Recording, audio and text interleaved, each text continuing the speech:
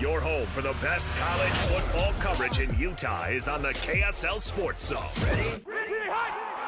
The Cougars head to Texas for a conference showdown against Baylor and Waco. Your home for the best coverage of Cougar football is right here on 97.5 The KSL Sports Zone. This is JJ and Alex, presented by G2G Bars on 97.5 The KSL Sports Zone.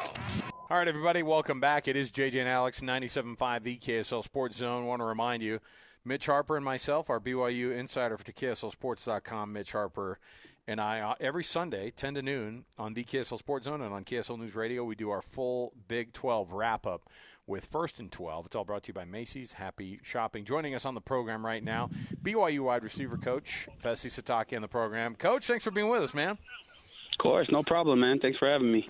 Man, we're excited about this group you have in that wide receiver room. Let's talk about your guys specifically.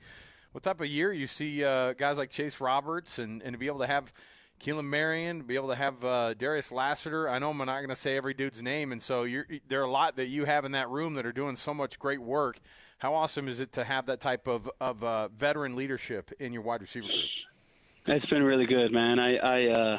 They make my job easier, that's for sure. The quality, not just the depth, but the quality of depth in the room has been it's been really nice to have. And you know, some guys having a little more stats right now than others. But the thing I love the most about this room is when you talk about leadership, you know, I think one of those characteristics is if you're not getting the ideal stats of maybe some of the guys across the country or what you envisioned, you know, how's your own personal morale? How are you holding your head up? Are you still doing all the little things? And what I love about the room is, you know, all these guys they're happy after every win, no matter what. I know wins make that easier, but a lot of egos in receiver rooms across the country, you know, and you know, we naturally still have them. I have them, but I just love the personality of these guys. They're all about the team. It's been really fun to coach them.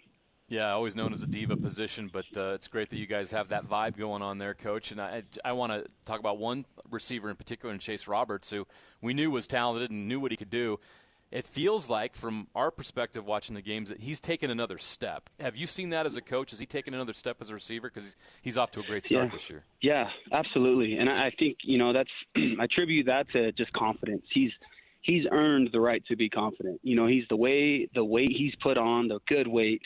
He's the strongest, you know, top to bottom, pound for pound. He's the strongest guy in the receiver group. He's improved on press man coverage, which is something he needed to improve on, and playing stronger. He's a team captain. There's all these things that have just sealed, you know, that leadership cup. And I think that's why, you know, a lot of people are seeing him play that way and having that production because he's worked for that confidence. And I've been really happy to see that. Well, let's have you talk about the quarterback who's throwing to him. Jake Retzlaff has certainly been, I mean, it's a night and day difference on the efficiency, which, of course, has also meant, you know, a 4-0 start. Not bad considering where, you know, things ended up last year when he took over those last 4 games. And so what's been the difference of his game and being able to kind of marry that up with your guys? I think it's a combination of just experience, you know, time and having that experience, especially at that position. And then once again, just him earning that right to be confident. You know, there's hasn't in the history of BYU, I'm not saying this is factual, but I would be surprised if there's any quarterback that had to come in and play the same game stretch that Jake had to on that kind of a stage. And so that there was a lot, and he knows as well as anyone the things he needed to do. But a lot of that comes with testing things out, you know, and learning the hard way with some mistakes. And you know, those were team losses, and I know a lot of people can highlight, you know, he sticks out. That's what you sign up for at quarterback. But you look at Zach Wilson, for example, his freshman year, he made a lot of the same mistakes at a higher volume of them, but the stage was smaller. You know, it wasn't against Oklahoma and Oklahoma State on national TV. He was a freshman, so it was justifiable. And, you know, his performance made a lot of people forget about that. And I think that's what we're seeing with Jake. You know, he learned those lessons the hard way, and so a lot of the improvements he's made is just the experience of him being in this system now, playing with confidence and realizing, okay, I can do this, and I probably shouldn't do this. And so I've, like you guys, I've been really happy with his efficiency, and he's taken a huge step as a leader and as our quarterback. That night against Kansas State's one of those magical games you'll never forget. I'm sure your entire locker room, coaches and players will never forget it. And, of course, one of the most unforgettable plays was Parker Kingston's punt return. Now you're his position coach, so I'm curious. I know you talked to him on the sideline after that. What did you tell him after that incredible play? I told him I was going to kill him. I coach. So I coach the punt returners and the kick returners too. Obviously, Kelly Papinga oversees special teams, but I have the returners, and so I let everyone praise him. I've never been through such a roller coaster of emotions in one play than I did there. It went from like, oh my gosh, what are you doing, to stay out of the end zone, to, oh my gosh, are you going to get the corner, to, holy cow, this dude's a freak, to, why are you dropping the ball and making it that close? And so I just went through everything. And so while everyone was hitting his head and celebrating him and being, the part of the reason he threw up, on live TV, I was just processing, how can I frame the message the right way to this kid after a huge moment? So jokes aside, I sat down, I put my arm around him. I just said, listen, man, unbelievable. That is who you are. Such a great return. But you got to do this. You got to catch it the first time. You got to make sure you hand the ball to the ref. Everyone gave you the praise and you deserve it. But you need to learn. You need to learn from this kid. And I'm going to coach you hard on that. And it was awesome. Parker's so good at taking coaching. But, man, it was emotional in every sense of the word. But the greatest one was just pure joy and elation, because he deserves that moment, man. He didn't play any offensive snaps that game, and I know he wanted to. Up to that point he hadn't. And he deserves it. It's been a long time coming. So I'm super happy for him and grateful for all the work he puts in. Before we cut you loose here, Fesi, one of the things that we've watched is this coaching staff turn a corner as well. How big has it been for you guys as a group when you sit down and you game plan and you sit down in your meetings with Kalani and Coach Jay Hill and you guys all get together and you guys talk about getting this group to that next level? What are those conversations sounding like and looking like? Yeah, they're really, what's awesome is everyone is somehow tied into each other. There's a lot of built-in history with each other, and you talk about Jay Hill. I mean, almost every coach on the staff has had some kind of experience with him, and same with Kalani and A-Rod. And so when we talk, it's very, very efficient conversation. We can be matter of fact. We can be bold. No one has to worry about feelings. And I think we're able to get a lot of productive conversations done because that doubt and that questioning is removed because we all know each other. And so that's been really cool to see, man. I'm blessed to be in a room and on a staff with a bunch of just smart people who get it, and they help me become a better coach. And it's always fun to meet with each other.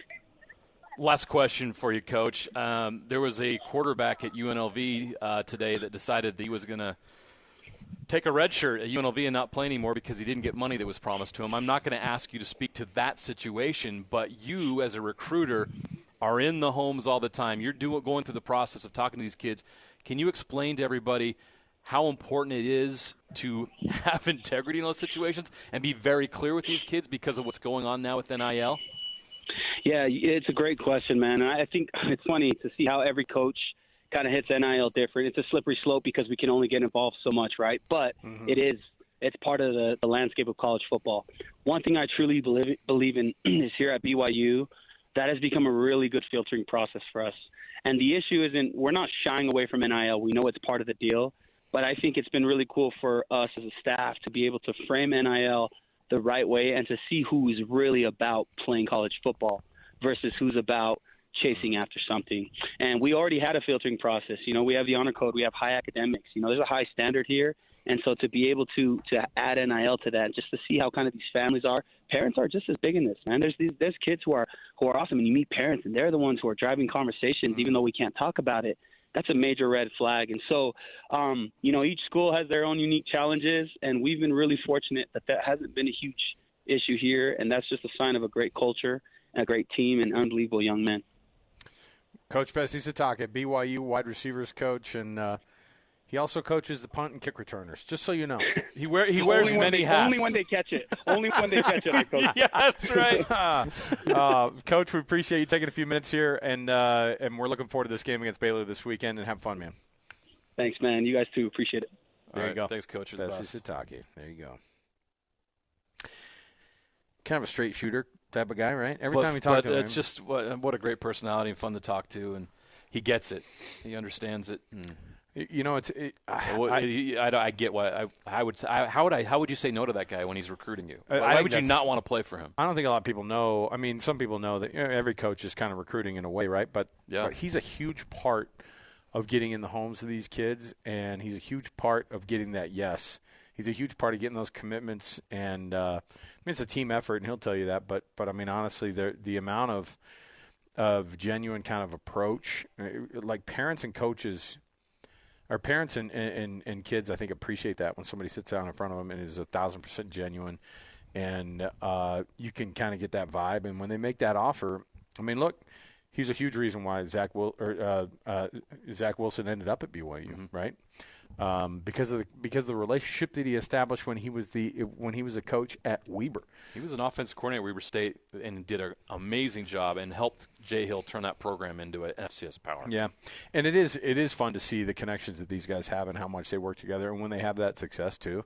It's the same thing that happens up at Utah, right? These guys have been coaching together and working together for decades, and so when they have years where it starts to kind of all turn around and they start to make a splash, you feel pretty good for them because they've been doing it for so long, and the stresses of being a coach at the collegiate level are now obviously stronger than they've ever been. So there you go. There you go, Coach Fesi Sitake. We appreciate BYU throwing him on the phone there right after practice. We're going to take a break. We're going to come right back. We've got more to go right around the corner.